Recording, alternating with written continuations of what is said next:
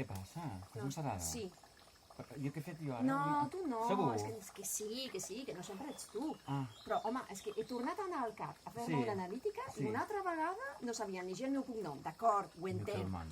Però després, en castellà...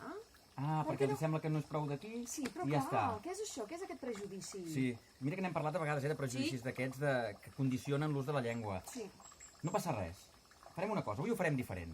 Explicarem un conte, Sí. a veure si això produeix un canvi en els hàbits lingüístics. Sí, perquè els contes també a vegades arriben a la ment de la gent. M'agradaria, A veure. som-hi. Sí? Som.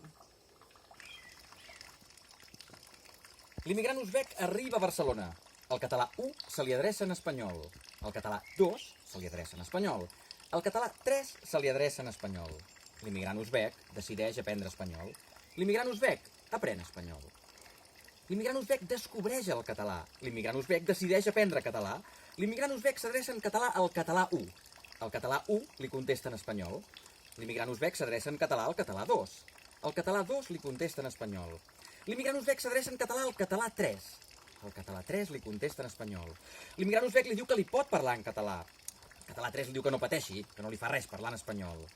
L'immigrant uzbek continua parlant en català. El català 3 continua parlant en espanyol. L'immigrant uzbek vol deixar de ser un immigrant uzbek. L'immigrant uzbek vol ser un nou català d'origen uzbek. Bo i sopant, el català 1 pensa que amb tanta immigració el català es perdrà.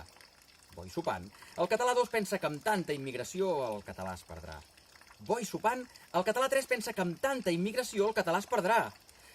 Bo i sopant, l'immigrant uzbek que volia ser un nou català d'origen uzbek pensa que ja n'està tip dels catalans. Si tant volen tenir una llengua normal, que facin el favor d'usar-la.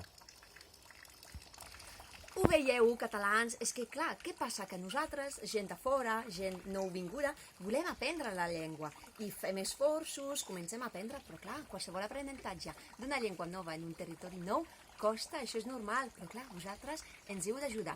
No és que no vulgueu, però el que passa és que volíeu ajudar tant, però clar, volíeu ajudar en una altra llengua, però a nosaltres ens encanta aprendre el català i és el que volem, ens volem integrar, o sigui, és el que ens interessa.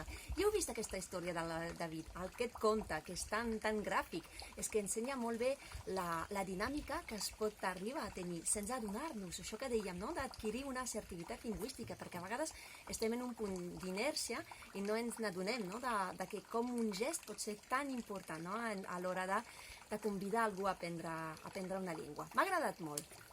Oi, David? M'ha agradat molt, aquest conte que has explicat. Ai, gràcies. Gràcies, Jess.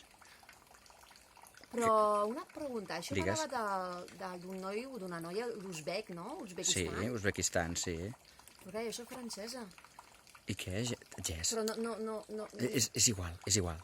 És igual que sigui de l'Uzbekistan, de França, de Surinam, de Nova Zelanda, és igual. No passa res, no? Que No passa s'aplica res. compte, no? Serveix igual. Perdoneu, és que he tingut un dubte. perquè No. dic gent- S'aplica per habitants del planeta Terra i de qualsevol altre de la galàxia. Oh, m'encanta. Fantàstic. Que ens anem a difondre aquesta història tan bonica. Som-hi, llengua ferits. Som-hi?